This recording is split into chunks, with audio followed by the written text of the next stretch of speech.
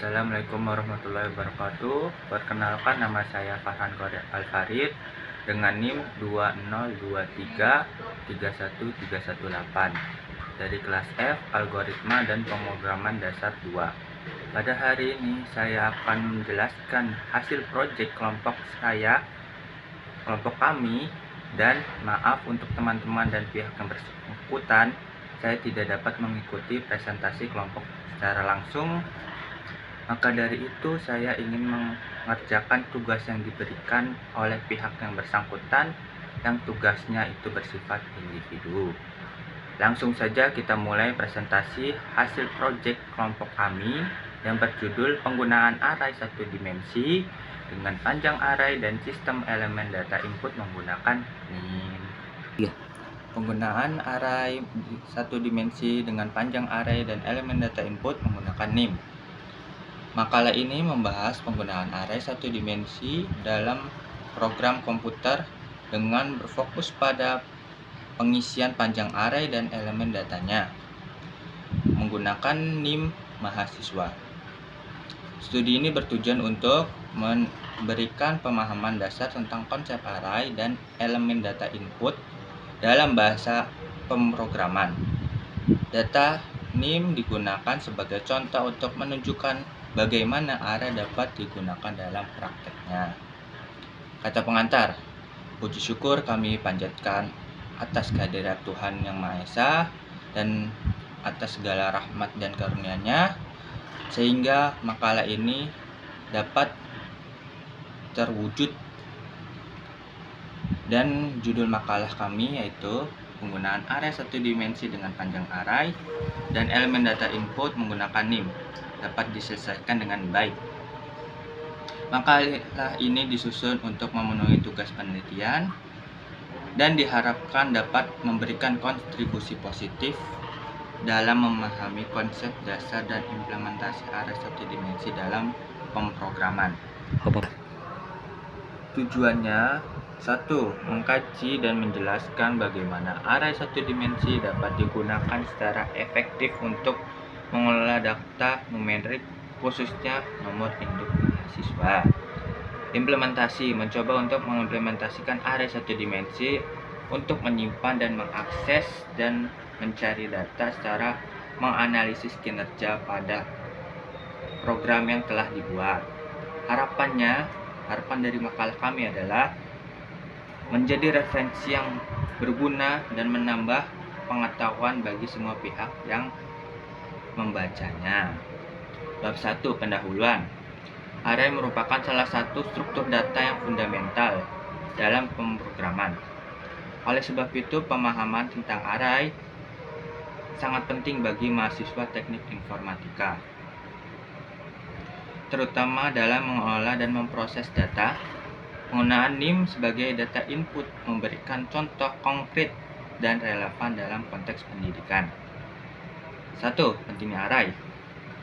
Array memungkinkan penyimpanan sejumlah elemen data dalam satu kesatuan yang terorganisir, sehingga memudahkan pengelolaan dan pemrosesan secara efisien atau lebih cepat. Yang kedua, relevansi NIM.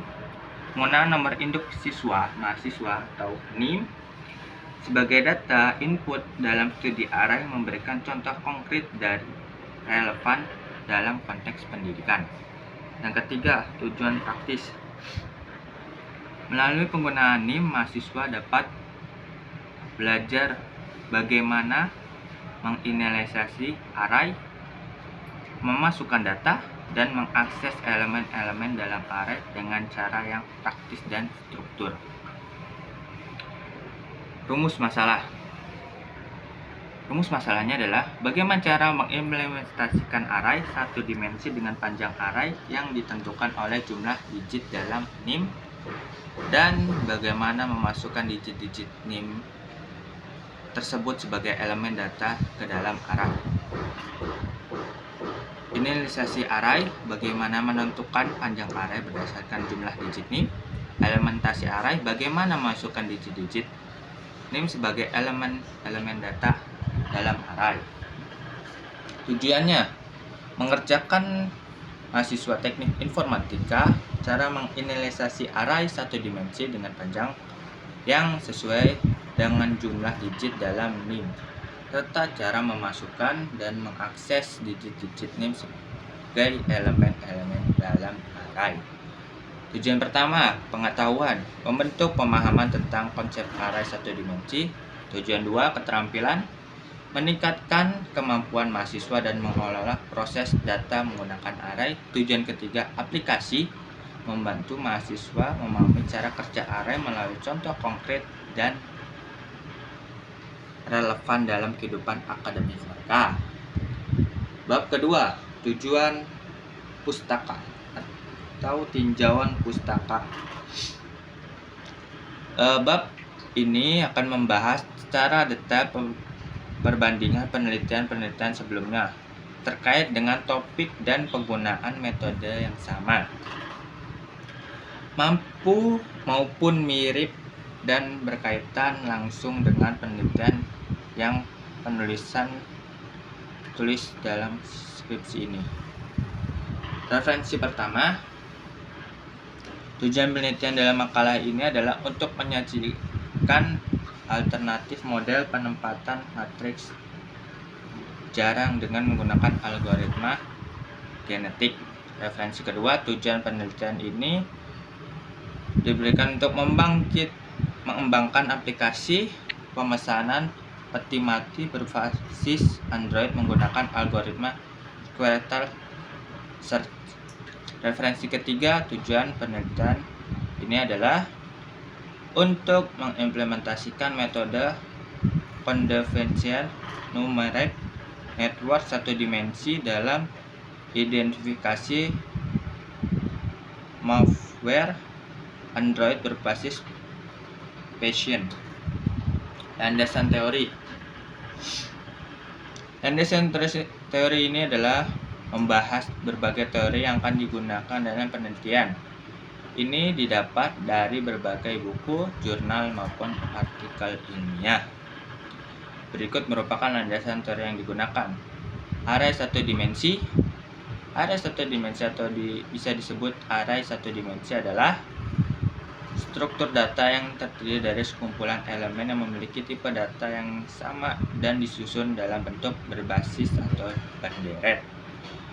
Bab ketiga, metode penelitian. Dalam metode penelitian ini terbagi menjadi 5 metode.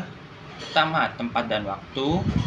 Nah, tempat dan waktu kami itu adalah dilakukan di rumah pada bulan Juli 2024. Desain penelitian. Desain penelitian ini adalah menggunakan desain pendekatan eksperimental dengan tujuan membuat dan menguji program yang mengimplementasikan array satu dimensi. Yang ketiga, metode pengumpulan data. Dalam metode pengumpulan data ini kami menggunakan metode pembuatan dan pengujian pemrograman. Dikumpulkan melalui proses pembuatan dan pengujian pemrograman. Yang keempat, metode analisis data. Metode analisis data ini digunakan adalah mengevaluasi hasil output dari program.